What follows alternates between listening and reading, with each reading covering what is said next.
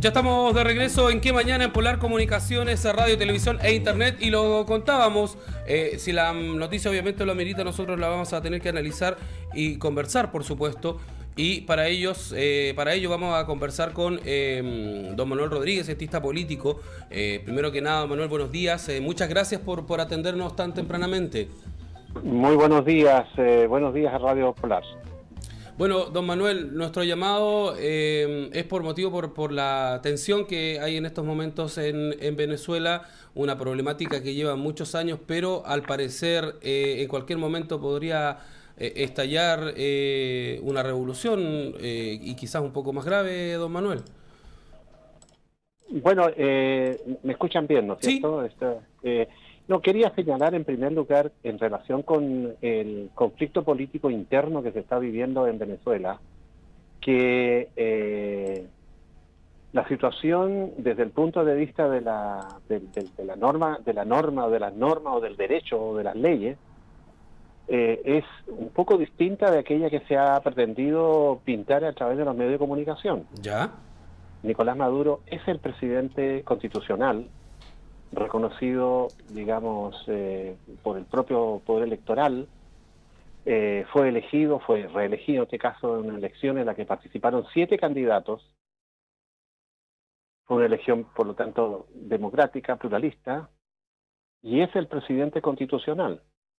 En la Constitución política venezolana no figura ningún artículo que permita de que el presidente de otro poder del Estado se declare presidente interino o subrogante o lo que sea. La norma constitucional, como en Chile, como en muchos países, como en la mayoría de los países del mundo, establece que ninguna autoridad puede arrogarse atribuciones o facultades que no están fijadas por la propia Constitución.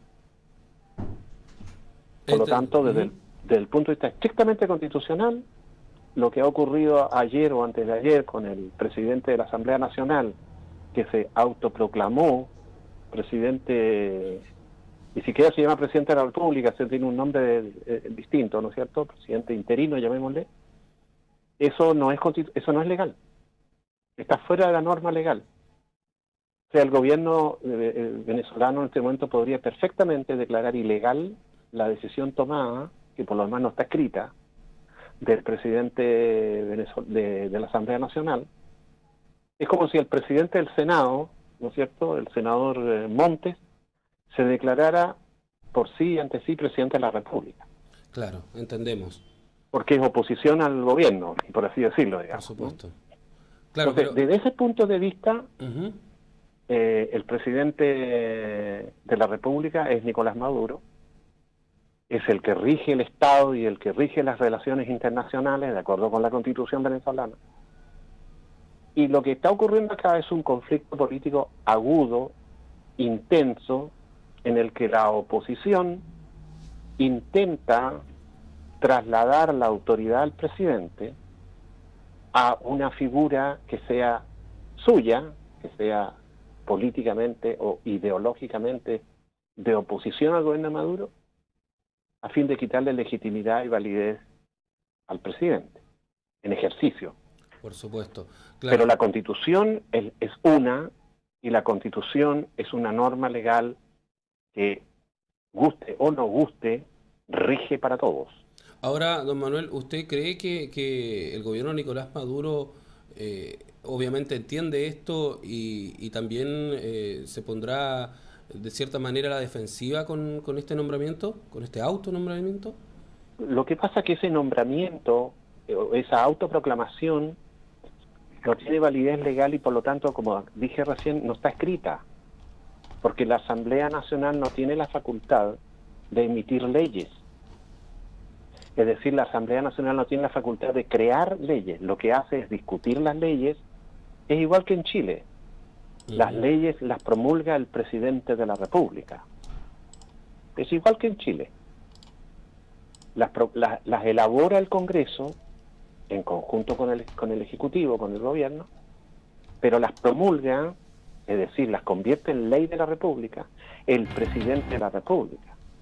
Entendemos. Y por eso entonces el presidente de la República no ha recibido no se ha dado por recibido de algún decreto o documento constitucional que declare que este señor, que el presidente de la Asamblea Nacional, se ha autoproclamado presidente de la República. Esto no es más que una declaración de prensa. No es un documento oficial. No sé si soy demasiado legalista, pero para entender las cosas Claro, en su estricto rigor. como corresponde. En su estricto rigor. Ujú. No, los hechos, como digo yo, los hechos son como las piedras, fríos y duros. Y por lo tanto el presidente de la República no tiene... Eso explica por qué el presidente también no ha tomado ninguna medida con respecto a la decisión tomada por la Asamblea, o por el presidente de la Asamblea. Porque la Asamblea no produce leyes. Ahora, don Manuel, claro, usted dice que esta es una información, claro, como las piedras duras, pero la atención del pueblo venezolano igual se está haciendo sentir de una manera bastante grande como se había hecho en el 2007. Nunca se había Sí, visto una manifestación tan grande. efectivamente, pero después fueron a las elecciones y perdió la oposición. Con 7 candidatos. Ojo que la oposición presentó 6 candidatos. 6 de los 7 candidatos en la última elección presidencial. No es una oposición. Ahora, según su visión, don Manuel, ¿qué es lo que vendría para Venezuela en estos momentos? Porque, Yo pienso que acá es fundamental que haya un diálogo político. El Vaticano ya se manifestó dispuesto, la Iglesia Católica del Vaticano, o sea, me refiero al Vaticano, ya se manifestó dispuesto a servir como mediador. Pero en América Latina no hay muy pocos gobiernos de América Latina que estén en condiciones de actuar como mediadores para un diálogo político que resuelva el conflicto interno de Venezuela. ¿Por qué? Porque en el día de ayer y desde antes de ayer, un grupo de gobiernos latinoamericanos se declararon reconociendo al presidente autoproclamado, digamos, de la Asamblea Nacional. Y por lo tanto, si Brasil o Argentina o Chile reconocen, entre comillas, a uno de los dos elementos en conflicto, perdieron su calidad de mediadores. claro, No pueden negociar. O sea, no pueden ser ellos ahora mediadores en el conflicto si es que hay algún tipo de mediación. claro, porque están tomando un lugar. Porque tomaron una posición frente al conflicto interno político venezolano. Y ese conflicto no tiene solución todavía, no ha tenido solución, porque las partes se han negado a sentarse a la mesa, a conversar cuál es la solución política a este conflicto. Una salida podría ser eventualmente un referéndum constitucional.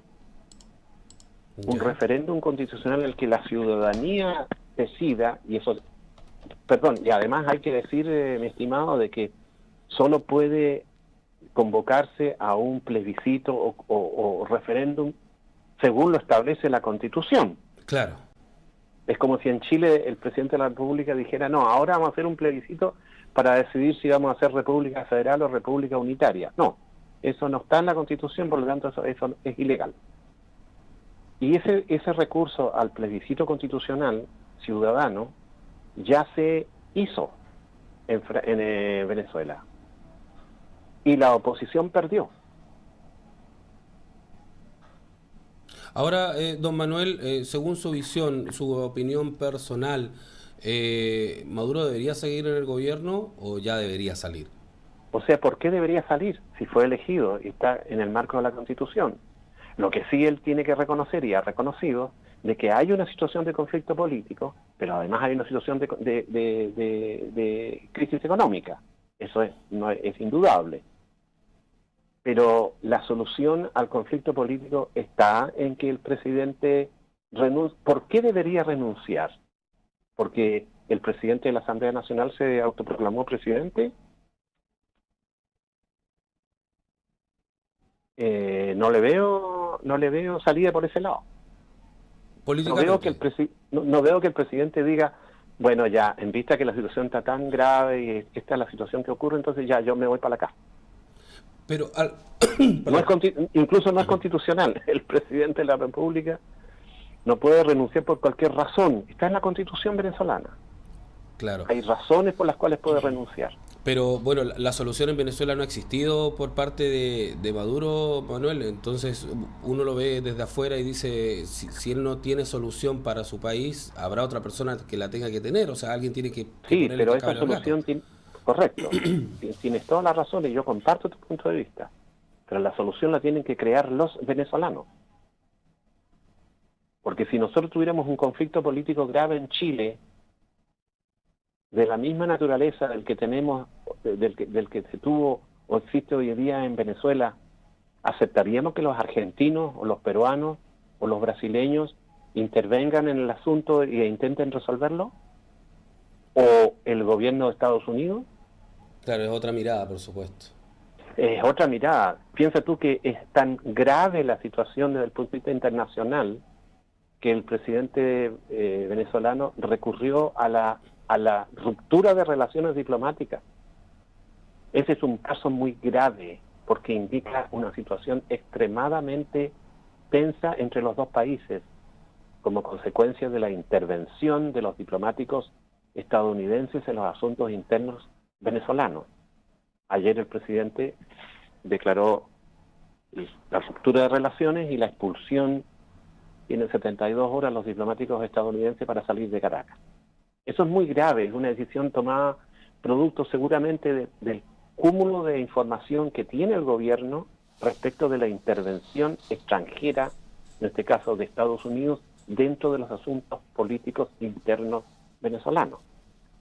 Y esta situación va a poner a Venezuela en jaque también porque si está expulsando a parte de los diplomáticos, a todos los diplomáticos de Estados Unidos, también lo puede hacer a sí mismo con el resto de países que quieran apoyar. No necesariamente, porque depende también del grado de intervención en los asuntos, porque la verdad es cosa que en el caso de Chile no va a romper relaciones con Chile por 2 o 3 declaraciones del canciller o del presidente de la República y nada más. Claro. Pero Chile tiene su embajador en Caracas y Venezuela tiene su embajador en Santiago. No, las cosas no se manejan así. Pero además, no hay que olvidar un pequeño, pero ínfimo detalle que a mí me gustaría subrayarlo, mi estimado, en esta situación. Estados Unidos es uno de los 3 más importantes clientes comerciales de Venezuela. Estados Unidos le compra a Venezuela cientos de miles de millones de dólares en petróleo, que es el que utiliza Estados Unidos para la aviación de guerra de Estados Unidos, debido a la alta calidad de los petróleos venezolanos, que son de alto octanaje y que por lo tanto le permiten elaborar combustible para los aviones de la Fuerza Aérea de los Estados Unidos. ¿Por qué no se han cortado las relaciones comerciales? ¿Por qué Estados Unidos hace ruido desde el punto de vista político en contra del gobierno de Venezuela, que es claramente un gobierno de izquierda, digamos, por así decirlo, pero no corta las relaciones comerciales? Venezuela le sigue vendiendo petróleo, incluso el año pasado se incrementó la factura de la exportación de petróleo venezolano a Estados Unidos. ¿Por qué no se cortó esas relaciones? Esto es mucho ruido mediático, mi estimado, creo yo. Acá hay mucho ruido mediático. Voy a dar otro ejemplo. El presidente de la República de Chile, Sebastián Piñera, ha anunciado ayer que reconoce al presidente o autoproclamado presidente de la Asamblea Nacional. Sin embargo, entre Chile y Venezuela existe un activo comercio e intercambio. No tengo en este momento las cifras, pero estamos hablando de varios cientos de millones de dólares. Chile le compra a Venezuela y Venezuela le compra a Chile. ¿Por qué no se rompieron no se cortaron las relaciones económicas? ¿O las empresas que están exportando productos a Venezuela prefieren mantenerse al margen de conflicto político interno. Claro, hay mucho dinero de por medio, Sí, pues. que obviamente no, que impide que estas relaciones se corten. Pero Sí, claro, Manuel, yo lo veo incluso en el caso de las sucesivas denuncias a propósito de las violaciones a los derechos humanos que ocurren en distintos países del mundo. Chile ha proclamado con muchísima vehemencia su condena a las violaciones a los derechos humanos en distintos países en el mundo. Sin embargo, con respecto a las violaciones a los derechos humanos que ocurren en la República Popular China, el gobierno de Chile mantiene estricto silencio. ¿Por qué? Por el volumen del comercio internacional que existe entre Chile y la República Popular China. Entonces las grandes empresas chilenas, las grandes empresas agroindustriales, por ejemplo, que están en Beijing negociando, no se van a meter a discutir sobre temas de violación a los derechos humanos en China. Ni las empresas chinas se van a meter a discutir sobre la violación a los derechos humanos en Chile. o sea, las relaciones se cortan de cierta manera, un 50%, porque hay intereses creados. Claro. Por cierto, hay intereses poderosísimos. Las empresas forestales que están hoy en día trabajando en la Araucanía exportan a China. Entonces, las violaciones a los derechos humanos ocurren solamente en la Araucanía, no ocurren en el territorio de la República Popular China. Claro, Esto a propósito del concepto de doble estándar, ¿no? claro, siempre hablando de eso. Pero ahora, Manuel, Sí. según su visión, ¿cómo se vendría esta situación para Venezuela? Usted nos dice que es netamente mediático, pero está causando estragos en la ciudad. Llevan más de 14 Sí, muertos. Entonces, sí, sin esas lugar a cifras dudas, y es también gravísimo, justamente, porque complican hay bastante. violencia en las calles y aquí son las personas las más afectadas. A mí me impacta también el fenómeno de la migración venezolana. Bueno, de hecho, La cantidad de ciudadanos venezolanos que han optado por salir de Venezuela debido a las dificultades económicas y a la crisis económica. Y por lo tanto, yo creo que a los problemas de la democracia hay que resolverlos con más democracia. Y por lo tanto,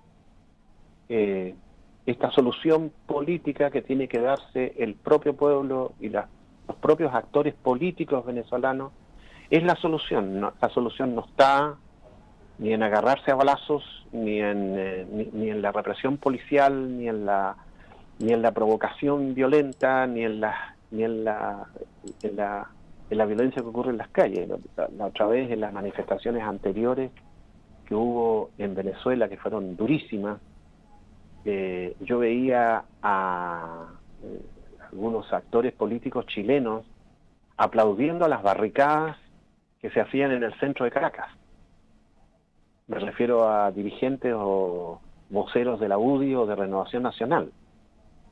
Aplaudían en Caracas las barricadas con las que se quemaban muebles, neumáticos y basura en el centro de Caracas. Y cuando esas barricadas ocurren en Santiago,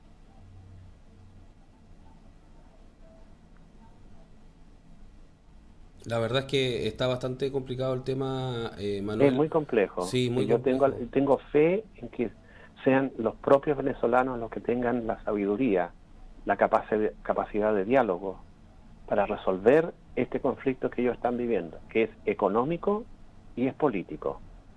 Manuel, queremos agradecer el tiempo que se ha dado para conversar con nosotros. Es un tema que está tomándose, yo creo que la información a nivel mundial, y no queríamos quedar ajenos y queríamos saber su opinión y el análisis, por supuesto, de usted, y agradecemos nuevamente haber hablado con nosotros. A su entera disposición, muchas gracias a ti y a Radio Polar. Muchas gracias, don Manuel, que esté muy bien, que tenga buen día. Gracias, adiós. Ahí Gracias. estaba don Manuel Rodríguez, cientista político, hablando un poco de este tema tensional que lleva Venezuela. Nosotros lo decíamos, y de pronto la información lo amerita, obviamente tenemos que analizarla, porque es parte de lo que está sucediendo en el mundo y también en Sudamérica, y nos afecta también a nosotros, porque de hecho hubieron un centenar de venezolanos que se manifestaron ahí en la plaza aquí en Colón con Boris, donde se manifestaron y entregaron su apoyo a esta persona que se habría proclamado candidato para la presidencia. Así es que bueno, esperemos que esto se solucione de buena manera, como decía don Manuel, políticamente, no con las armas, no con el enfrentamiento, porque al final eso lo que hace es hacer más daño y lamentablemente que aumenten los muertos en Venezuela. Así que esperemos que esto se detenga y se arregle de buena manera. 10 de la mañana con 1 minuto, pausa comercial y ya estamos de regreso. Que mañana.